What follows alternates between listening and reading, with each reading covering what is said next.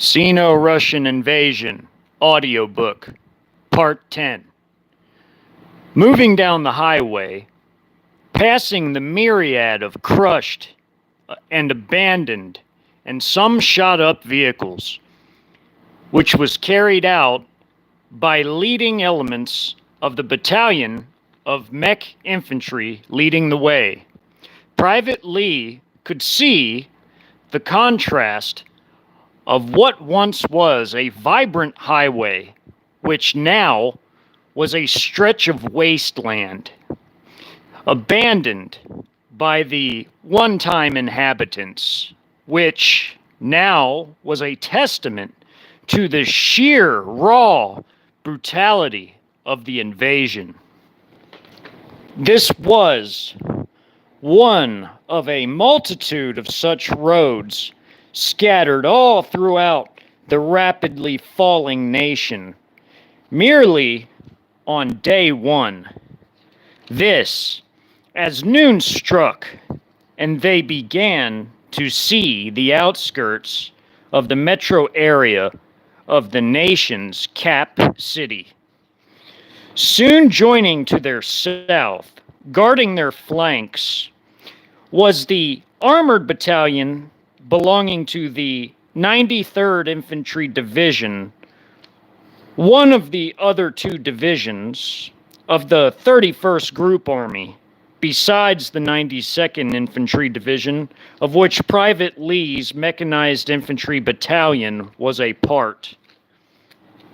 This armored battalion had recently finished crushing Andrews, along with one of the mechanized infantry battalions of the 93rd Infantry Division to the south of the 92nd Infantry Division's AO. Cautiously approaching the outermost suburbs, the familiar sounds of combat could be heard. This resultant from mixed units of largely naval and Air Force personnel hastily being rushed to Interstate 495, the Loop, or so-called Beltway in quotes, to throw up defenses to desperately block northeastern approaches into the city.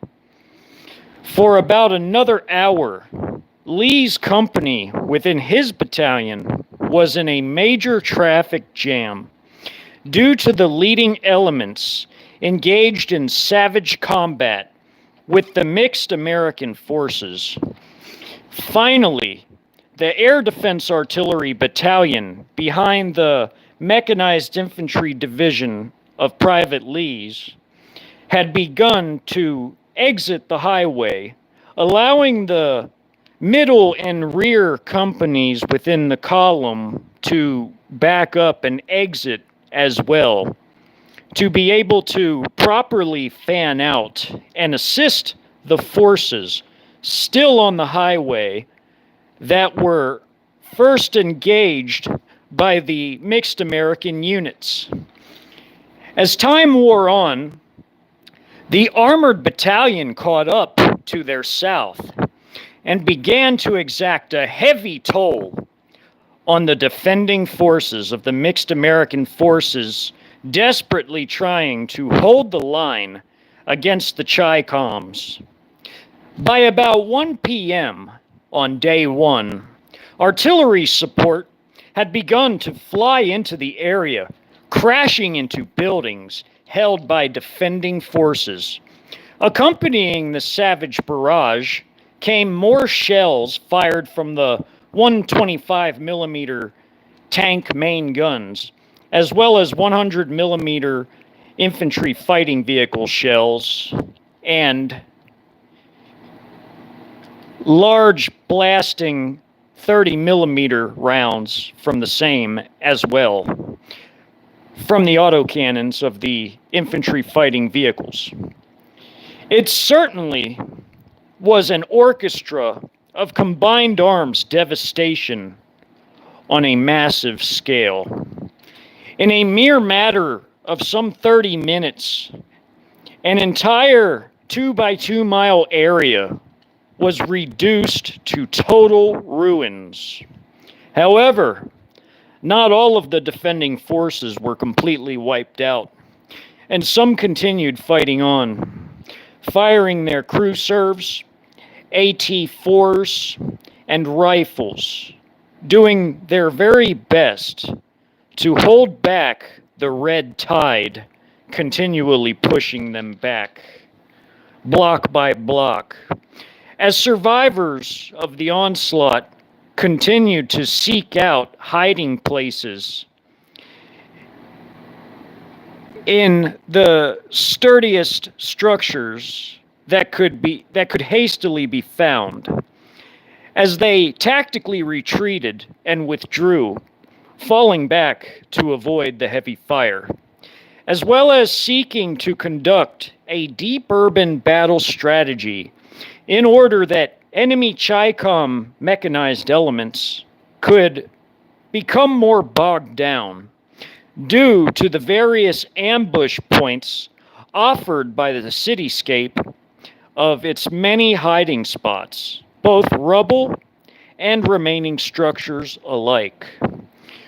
With knocking out leading vehicles to bottleneck assaulting forces being a key objective of the defenders, whilst also seeking to harry and pin down Chi-Com logistical forces moving in to supply their forward elements. In cities, this was achieved by using underground passages as a means by which not only to store the defending forces' logistics, but also to travel in relative secrecy and safety, by which pop-up like a deadly game of whack-a-mole with much higher stakes could ensue. By this point, Pvt Li, Chung, was laying down heavy machine gun fire on a neighborhood in the outermost suburbs of the Cap. Essentially, blocks of row homes with the occasional corner store or gas station.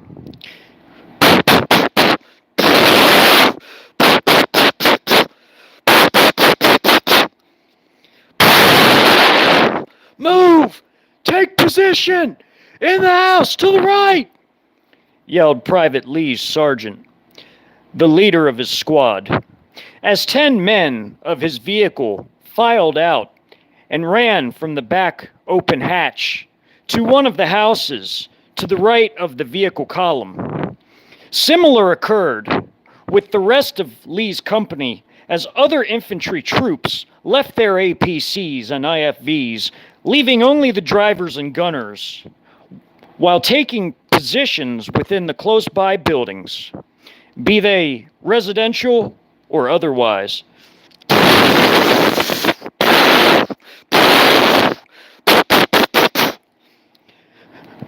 "This is gonna be a long fight," Lee said over the headset of the vehicle intercom and radio to Private Quing, who still sat in the driver's seat. "No worries. We will clear every single neighborhood. One by one at a time, of these sorry loser SOBs, if that's what it takes," said Private Quing almost jovially into his headset in response. Pvt Li continued to fire machine gun bursts in support of the dismounted infantry forces, moving house to house. By this point, thus far, no real casualties within his company, at least nothing serious as of yet. However, it was far too soon to make any sort of definitive calls on the overall situation now at hand. After all, this was the enemy Cap City. No doubt would there be quite a strenuous battle ahead for it. Quing received orders from the squad sergeant from time to time to gradually move forward in order to provide fire support, albeit at a gruelingly slow pace. They'd barely entered the outermost northern suburbs as they now pushed to the southwest. Before reaching a street, they got orders to turn to the direct west on, as that was an east-west facing street. Besides an armored battalion from the 93rd Infantry Division just to their south, two more of the 92nd Infantry Division's Mechanized Infantry Battalions, besides that of Pvt Li's, were now entering the city after moving south towards it.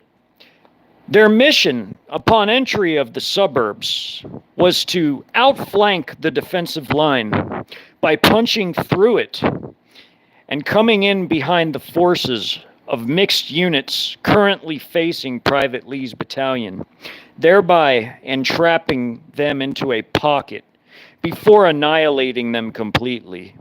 The frontal assault on them via Lee's Mechanized Infantry Battalion and the armored battalion belonging to the 93rd Infantry Division was bad enough, which ensured their destruction soon, as the other two battalions would come in completely to cut them off from any chance of assistance, reinforcements, and logistical resupply.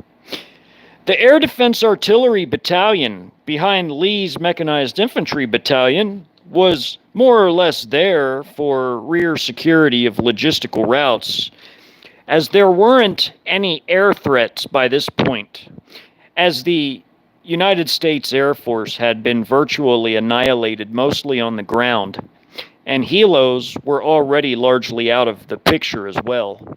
Thus, air defense artillery units, even with mere rifles and crew-served machine guns, were often plenty for security operations in rear areas when not needed for operating their surface-to-air missile systems or of whatever varieties. "Contact left!" suddenly shouted Pvt Li over his radio headset as he shifted his fire, putting 12.7 millimeter bursts on one of many homes on the street, about 4 down the street from his vehicle's position on the street.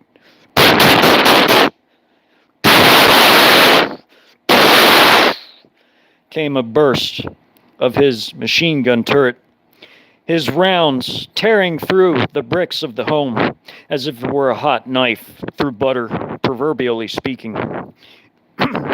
He instantly eliminated defenders hiding on the home's second floor. As he did so, his squad entered the first floor of the same home, safely beneath the arc of his deadly bursts. By this point, on foot, traveled Sgt Richardson's group of American soldiers, stragglers, who evacuated the deadly onslaught upon Fort Meade, which seen it fall in the early hours of the invasion. They'd followed the relative concealment and safety offered by the ravine that they had used upon leaving Fort Meade. Even passing other groups who had done similar, many hiding and resting due to combat fatigue and sheer exhaustion from the intense bombardment from both air and land. This, as the artillery and airstrikes from tactical ground attack aircraft had virtually obliterated and scattered the whole of the 704th Military Intelligence Brigade, as well as Fort Meade itself. Very few remnants of the battered 704th remained, the largest typically being a platoon-sized force, with an even more rare company every so often which had made it out. Roughly 90% of the brigade was KIA'd, with 5% already captured. Sgt Richardson's ad hoc element was that of a large squad. The mechanized infantry forces earlier in pursuit of them had called off their mission of following Richardson's element as they were required elsewhere by this point, according to their plans. However, other forces were notified in other areas and were given a BOLO radio message, BOLO, or essentially a be on the lookout message. The second lieutenant leading the group had the men stop at a certain point due to spotting Interstate 95 and the movement of the 1 tank battalion of the 92nd Infantry Division, witnessing it entering the interstate from an on-ramp. They'd recently resupplied upon helping to complete the southern part of the battlefront against Fort Meade just recently. We have to let them move on a distance away from us so we could slip by, hopefully unnoticed. They're moving south. We too must move south, or else we're dead men, stated the second lieutenant with authority, despite the disintegration of the military situation. Yes, sir. You heard him, men, added Sgt Richardson, as he too addressed the other men, mostly privates and some specialists, the rank right below sergeant. The men mostly quietly looked at one another, taking in their overall situation.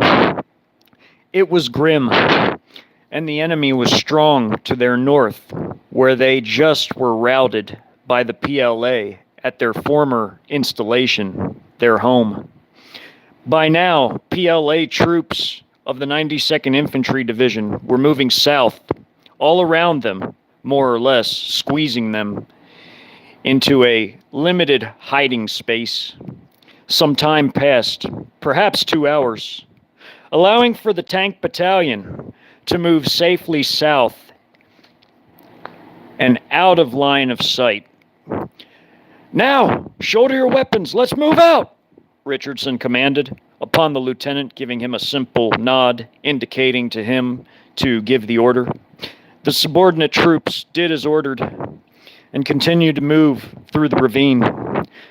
The ravine emerged from the woods, and beneath one of the highway bridges of I-95, before snaking back into another wood line, before bending south towards the city's outermost suburbs. Unbeknownst to Sgt Richardson or his group, some of the other groups which had done similar had been ambushed as they emerged from the same ravine, which became a creek bed in one of the city parks in the outermost suburbs in the north, now under heavy assault. Ending up in an embattled park, 2 companies of PLA mechanized infantry troops who had peeled off of one of their attacking mechanized infantry battalions, mostly to guard the flanks, in order that there would be no conceivable threats to logistical routes for the units spearheading the attack.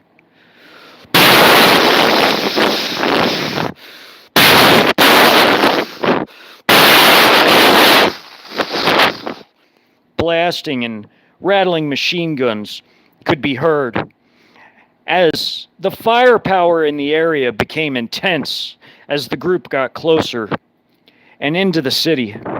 Light rocket artillery crashed all around, throwing dirt and debris into the air as 130mm rockets landed indiscriminately around the area. Tiny bands of American troops, mostly constituted by members of the 704th who had originally fled from Fort Meade.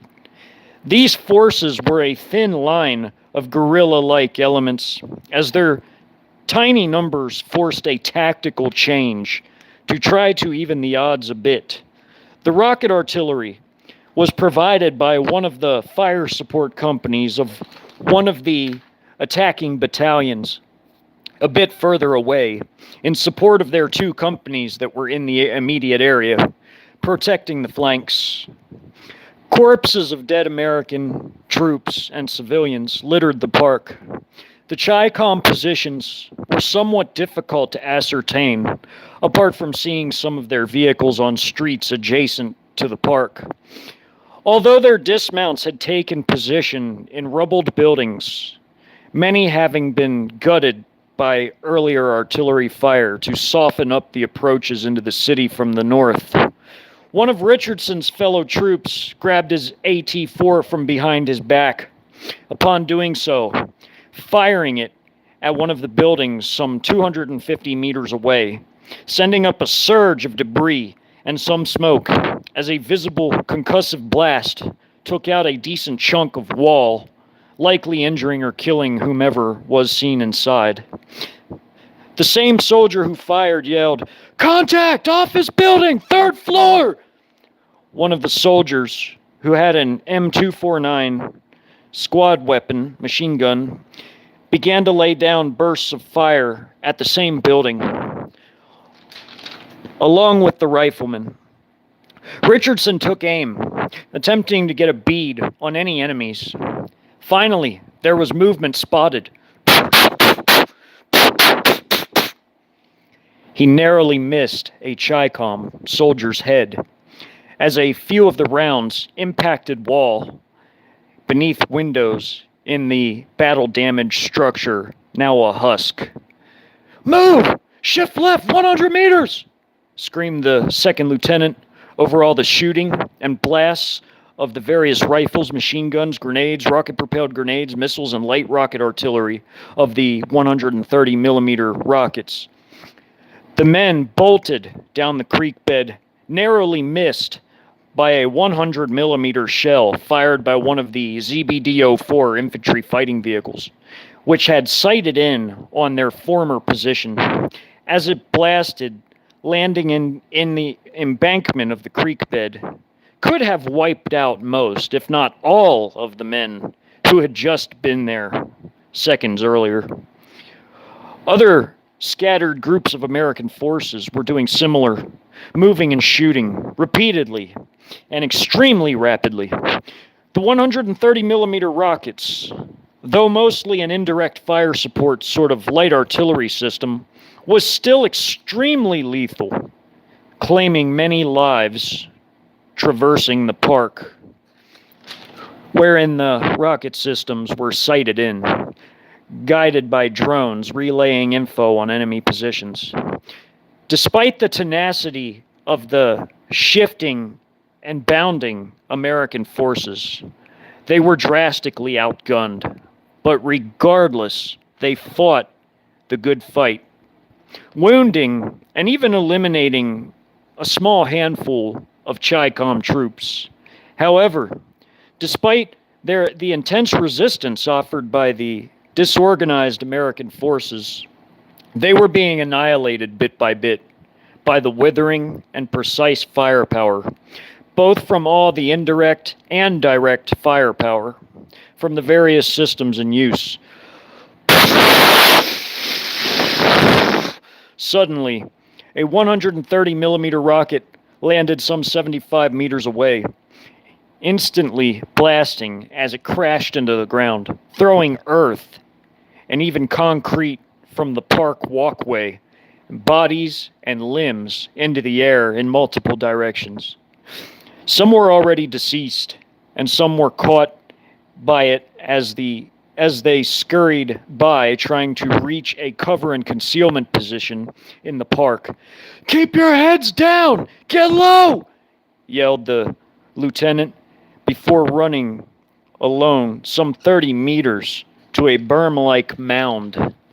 Other men, mixed army forces, were behind the berm, taking cover from the intense fire coming from the adjacent streets and buildings, as well as hoping they wouldn't be victims of the rocket artillery, which turned the once beautiful park into a lifeless moonscape.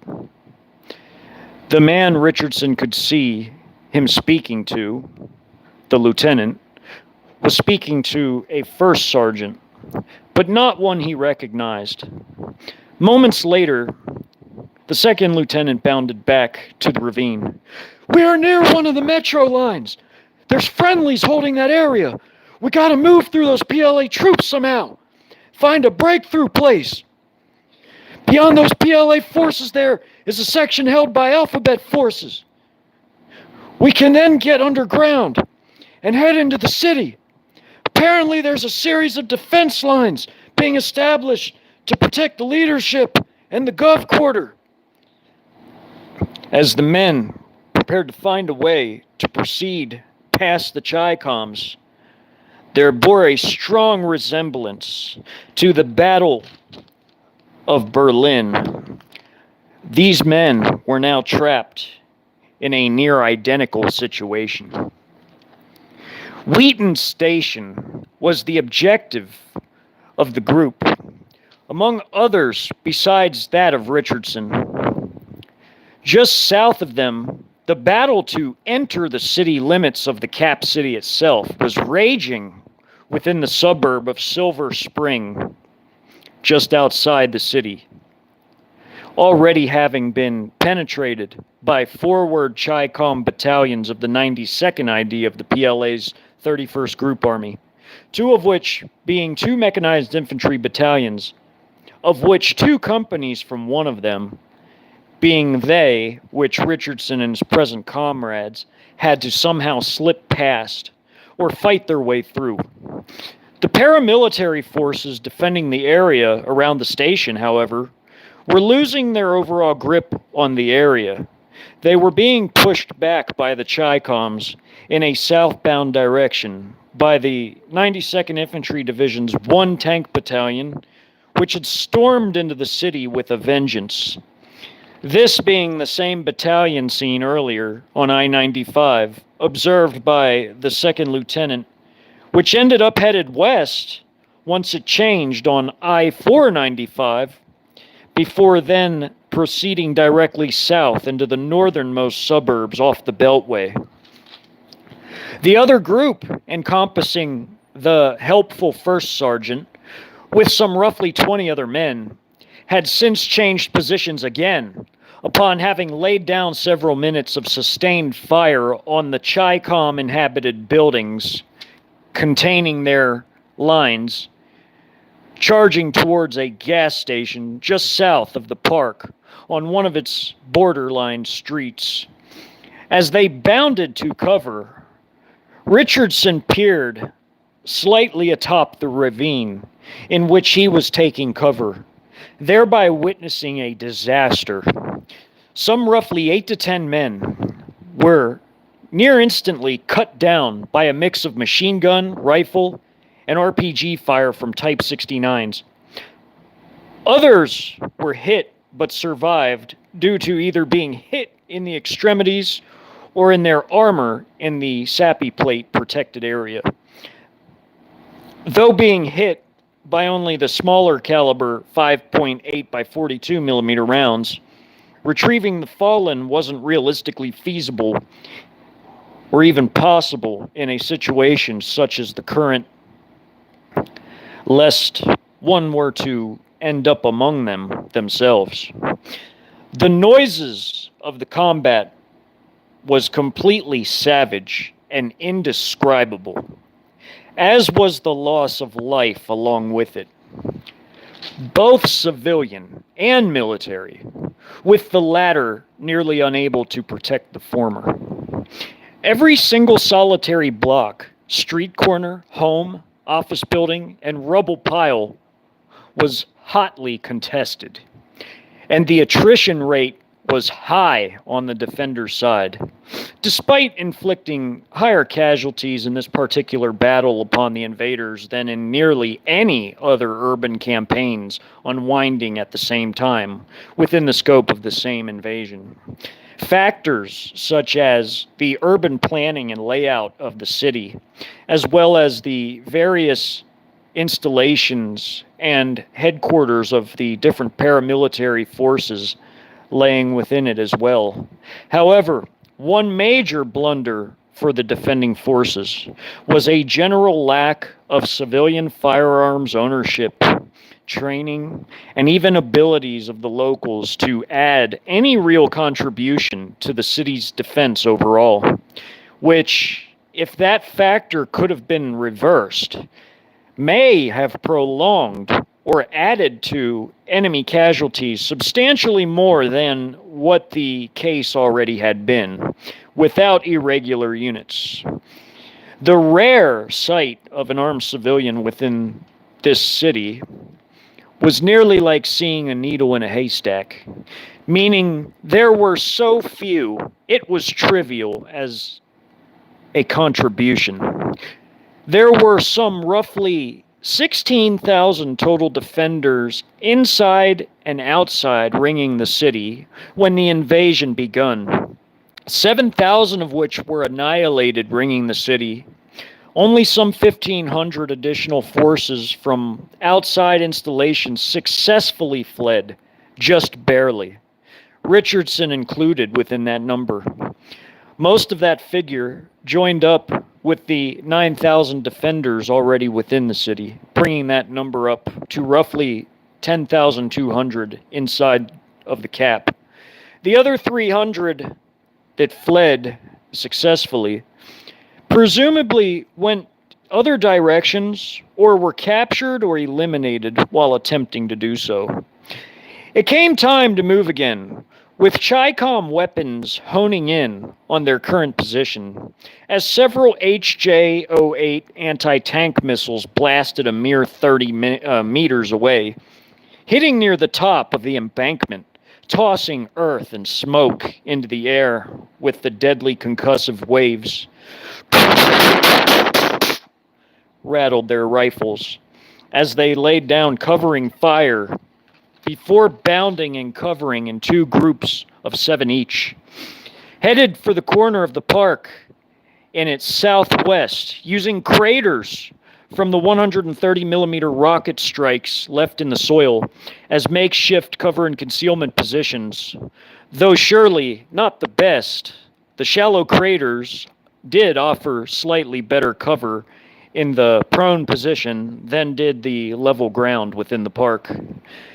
Yet another group, as of yet not seen, had bounded to Richardson's former ravine, where he and his men had just been. They, in a very macabre sort of way, made great distractions to draw the fire of the Chi-Coms to that position. After all, those AT missiles had just fired so close when they'd just been there moments ago. While he hated to think along those terms, it was now about survival, and he wanted to make it as best as he could. He and his men, after bounding and covering to lay fire several times, had finally reached the street wherein the second lieutenant told him to relay the order to conduct a rolling diamond formation. He did so, and the men regrouped and moved in such, offering 360-degree perimeter defense, helpful in such a perilous situation. Yelling over the blasts and steady percussion of the firearms was causing his voice to go hoarse, as well as his hearing to become muffled, as if underwater. As they moved down the first street, they moved south with the intent of getting out of the immediate hot zone, then only to seek a safer route to the west, before hopefully linking up with the paramilitary SWAT teams fighting for their lives to the west of where they were just then in the park. Vehicles were now heard, causing the second lieutenant to relay the order to stack along a row of homes, now riddled with holes. "Richardson, stack left!" ordered the lieutenant. "Roger, Lieutenant," he responded before relaying the order. "Watch the intersecting streets for friendlies or Chi-Coms. I want the guys with the remaining AT-4s up in the front," said Richardson to the men, adding to the second lieutenant's orders as he relayed them himself. Only 2 men had AT-4s left, one apiece. The rest had completely been expended out of the group. AT-4s worked fairly well upon APCs, and the occasional IFV, lacking any sort of ERA, which is explosive reactive armor, or applique armor additions. But the AT-4 was completely worthless on tanks. Richardson pleaded to God that they hopefully wouldn't encounter any. The 31st Group Army's subordinate division tank battalions were equipped with the state-of-the-art, cutting-edge Type 99A main battle tanks, with their mechanized infantry grenadier companies possessing the ZBD-04 or 08 infantry fighting vehicles, and the Type 63 armor personnel carriers or Type 89 APCs, the newer ones, among other weapons of great potency as well. As they moved, they watched up and down, mostly for enemies on all sides, and also for places to evacuate into if it got too hot and heavy outside. Proceeding down the street, some homes had already been completely reduced to rubble, as much from the light rockets seen earlier as from tank shells, some having been fired into the area, overflying other buildings being targeted by them in other sectors. Typical of fog of war sort of situations, wherein time to time, in the heat of combat, occasionally rounds end up in other areas due to more being fired than was necessary once at a target that has already been reduced, in the case of a building especially. Tanks are close by! Be ready to egress into the closest building as we're moving! Yelled Richardson, as he was covering his sector in the stack team, while his group moved as a single column in stack team style down the street, ready to kick in any close-by door should enemy forces appear in any sort of strong numbers or firepower. Turn right! Stack on the right!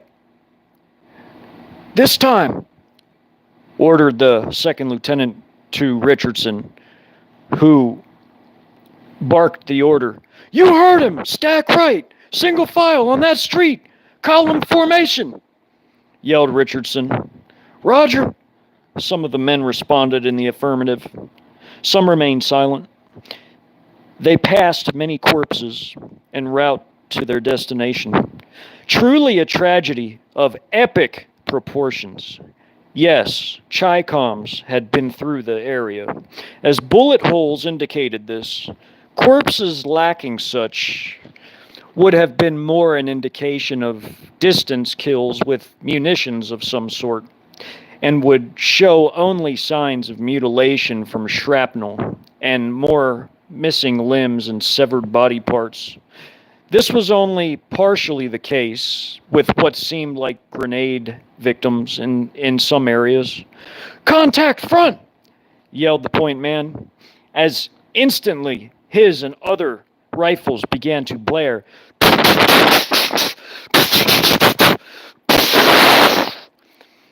Get that damn AT-4 up now! Yelled Richardson, as he seen one of the APCs starting to round the corner ahead, turning onto the street with a squad of PLA troops, likely the dismounts from the same vehicle. They likewise were also yelling and shooting.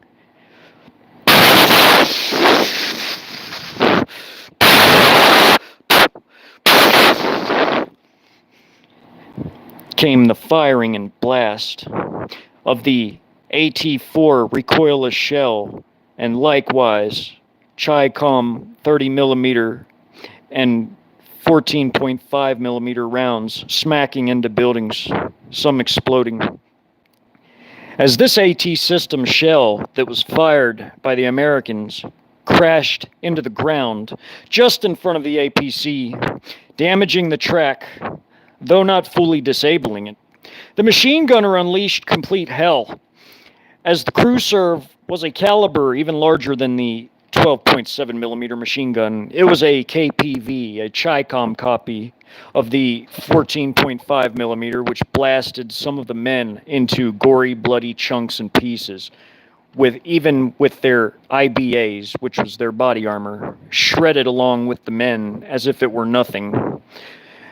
The other man with the AT-4 had dropped it as he caught a standard rifle round, a 5.8 by 42 to the head, passing through his helmet, dropping him instantly.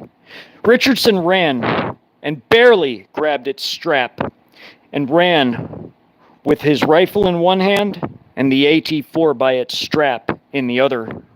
By now, most of the men were already KIA in a matter of several short seconds.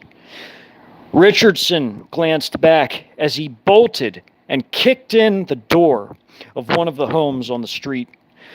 Seeing the lieutenant cut down as he pulled the pin off a grenade, causing it to go off beside his bullet-ridden corpse, tearing off his limbs. Only a few others escaped into nearby buildings, with one of them proceeding to fire out of one of the other homes, causing the huge 14.5 millimeter machine gun to spray the home savagely, along with a few of the dismounts with rifle-mounted tube-launched grenades to send a couple sailing into the windows of the home turned Swiss cheese by the heavy machine gun, their blasts sending smoke, debris, and glass shards from the already busted out windows flying outward. It all happened so fast. Richardson's mind was racing. He knew damn well he had to move, and do so quietly, carefully, and be completely stealthy and unseen.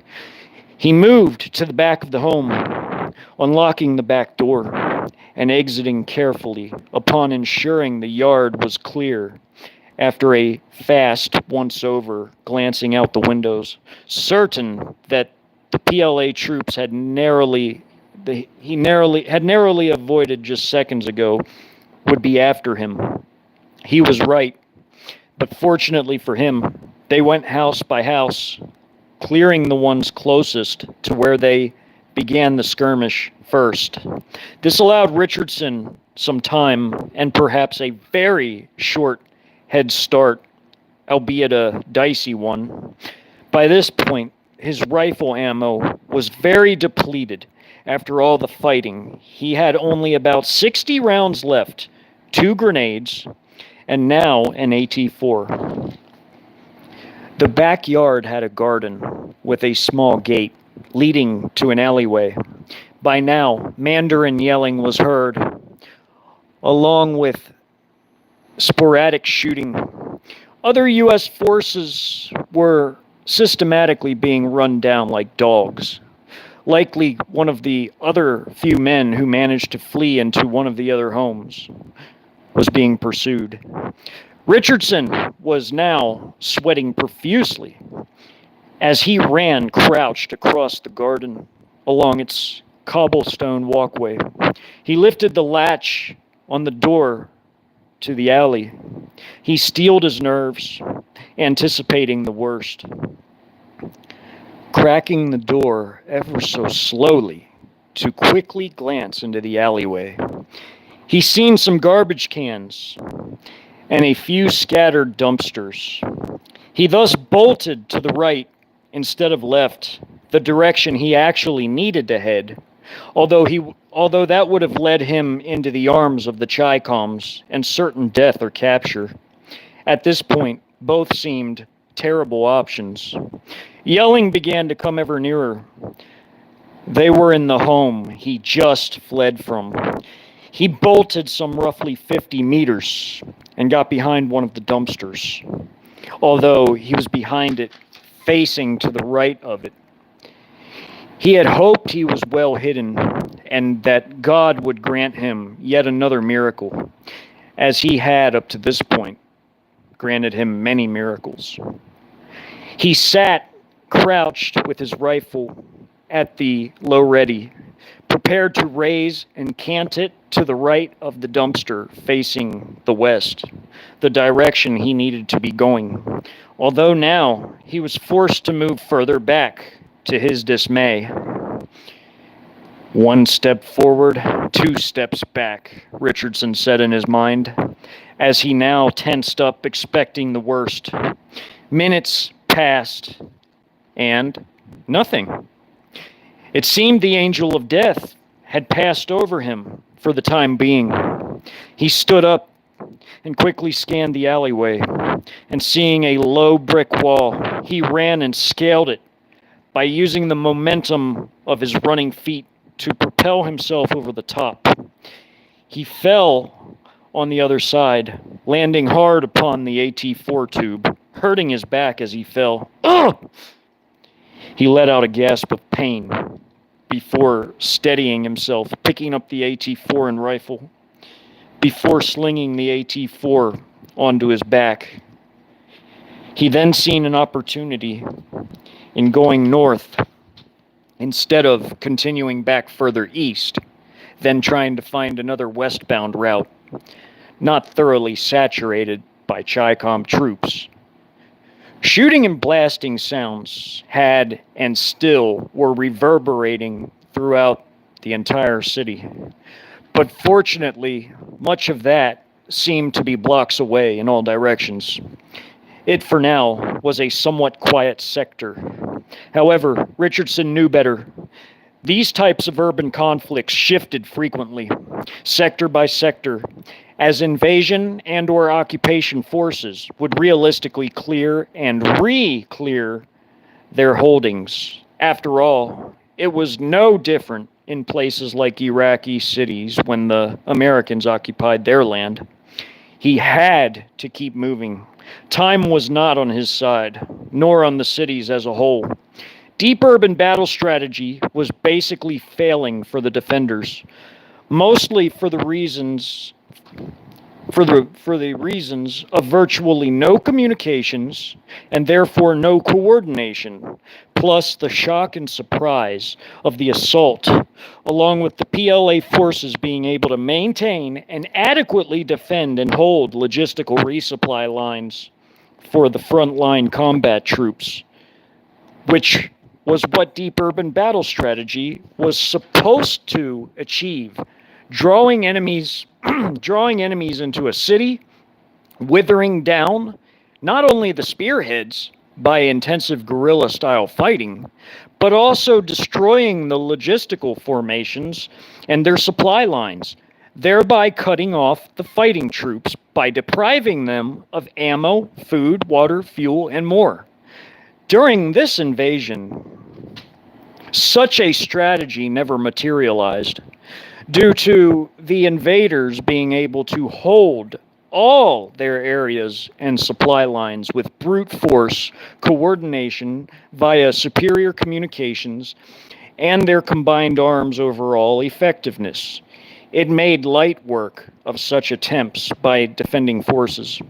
However, that's not to say that occasional moderate damage wasn't inflicted here or there in the attempts by the defenders to remain viable within the scope of their existing defense plans. In other words, the fighting spirit of the defenders in certain cases made up for the shortfalls, at times, in the defensive plans of their respective commanders. Richardson moved through the narrow side passage along the row homes. It was a tiny passageway, which 2 homes connected above it in an arch style above the passage at the point of connection on the 2nd floor. This hid him from any potential aerial view from drones or any other form of air assets that were possibly in use. He stood back away from the entryway, gazing out. He seen corpses strewn about in the streets, amid vehicles riddled with bullet holes of all sizes, turned into Swiss cheese, some even aflame, a complete disaster.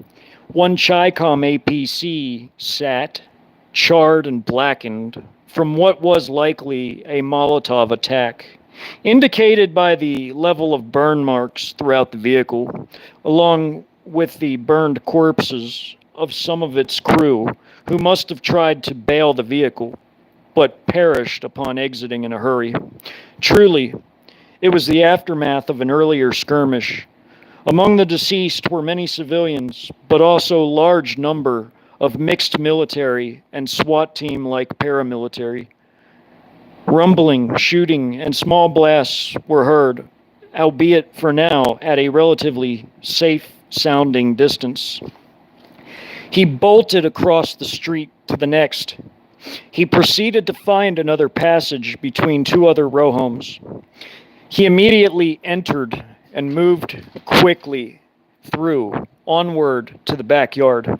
"Friendly," he said in a low but gruff-sounding voice. 3 men in American patterned helmets and gear spotted him, but quickly lowered their weapons.